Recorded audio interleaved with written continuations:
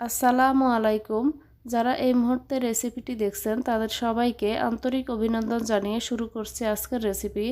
আজকে শেয়ার করব একটি ড্রিঙ্কস রেসিপি, যেটি আপনারা খুব সহজে হাতের কাছে থাকা উপকরণে তৈরি করে নিতে পারবেন।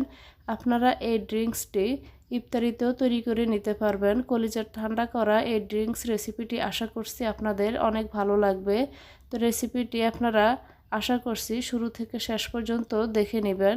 এখানে আমি প্রথমে চুলায় একটা পাতিল বসিয়ে তাতে দিয়ে দিচ্ছি ফ্রেশ দুধ। আমি এখানে 2 লিটার দুধ নিয়েছি। এবার দুধটাকে আমি নেড়ে চেড়ে এটাকে জাল করে নিব। চুলার আঁচ মিডিয়ামে রেখে আমি এগুলোকে জাল করে নিচ্ছি।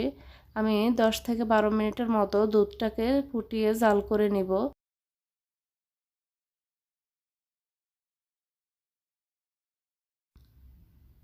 দুধে যখন বলক চলে আসবে তখন আমি এতে দিয়ে দিব আধা কাপ পরিমাণ গুঁড়া দুধ।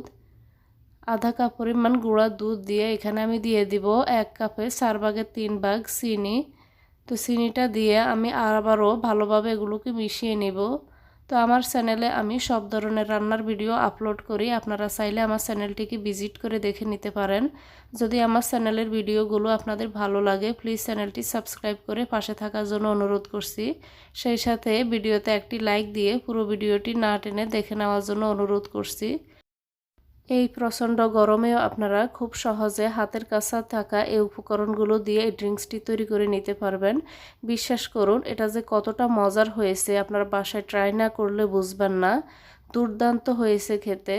আপনারা যদি এই ড্রিঙ্কসটি এভাবে একবার বানিয়ে খান তাহলে আপনারা অন্য সব ড্রিঙ্কসের কথা ভুলে যাবেন। এটা এতটাই মজার হয় খেতে। তো কিছুক্ষণ পর নেড়েচেড়ে আমি দুধটাকে জাল করে নিব। যখন এটা ভালো করে জাল করা হয়ে যাবে তখন আমি চুলার আঁচটা বন্ধ করে দিব। আমি 10 থেকে 12 মিনিটের মতো দুধটাকে জাল করে নিয়েছি। এই পর্যায়ে আমি চুলার আঁচটা বন্ধ করে দুধটাকে পুরোপুরি ঠান্ডা করে নিব। অপেক্ষা করব দুধটা পুরোপুরি ঠান্ডা হয়ে যাওয়ার জন্য। এদিকে আমি এখানে কিছু পাকা আম নিয়েছি। আমটাকে আমি এভাবে কেটে নিয়ে এবার এটাকে আমি ম্যাশ করে নেব। তো আমি এখানে একটা ব্লেন্ডারে নিয়ে নিচ্ছি আমগুলো, নিয়ে এবার আমি এগুলোকে ব্লেন্ড করে নিচ্ছি। তবে এখানে অবশ্যই মিষ্টি আমটা ব্যবহার করবেন, টক আম এই রেসিপিতে ব্যবহার করবেন না। তো আমটা যেন মিষ্টি হয় সেদিকে খেয়াল রাখবেন। তো আমটাকে আমি ভালোভাবে পিউরি করে নিলাম।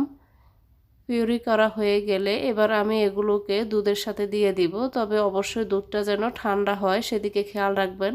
এতে করে আমের যে একটা ফ্রেশ আমের যে একটা স্বাদ সেটা কিন্তু বজায় থাকবে।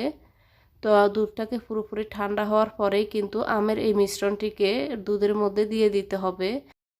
আমি দুধের মিশ্রণের সাথে ভালোভাবে আমের পিউরিকে মিশিয়ে নেব। এবার আমি এতে দিয়ে দিব ভ্যানিলা আইসক্রিম। তো এখানে আমি এরকম 1 বাটি ভ্যানিলা আইসক্রিম নিয়েছি। নিয়ে এবার আমি এগুলোকে 1 থেকে 2 মিনিট পর একটি হ্যান্ড হুইস্ক দিয়ে ভালোভাবে মিশিয়ে নিব।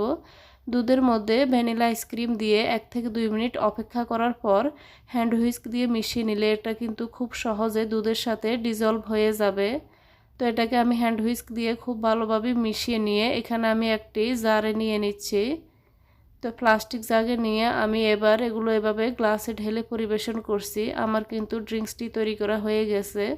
এটা কতটা লোভনীয়, কতটা মজার হয়েছে আপনারা প্লিজ বাসায় একবার হলেও বানিয়ে ট্রাই করে দেখবেন। আশা করছি রেসিপিটি আপনাদের ভালো লাগবে। এতক্ষণ এই ভিডিওটি দেখার জন্য সবাইকে অনেক ধন্যবাদ। আল্লাহ হাফেজ।